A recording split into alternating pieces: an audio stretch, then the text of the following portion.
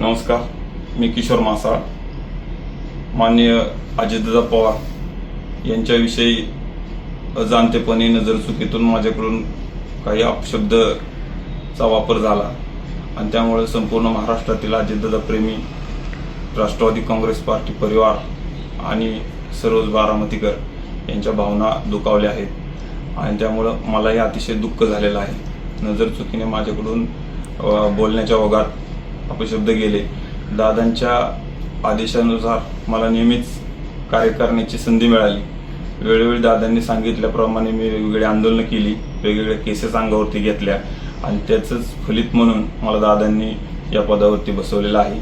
आणि ज्या पद्धतीने मी माझ्या थोडासा भावनेच्या भरात किंवा बोलण्याच्या ओघात बोलून गेलो आणि ते काय का बोलण्यात आलं तर मी माननीय पवार दादांच्या कुटुंबांशी जाऊन त्यांना त्याचा उलगडा करणार आहे आणि त्यामुळे ज्या भावना दुखावल्या आहेत म्हणून मी महाराष्ट्रातील जनतेचा, दादा प्रेमींचं, बारामतीकरांची जाहीर माफी मागतो.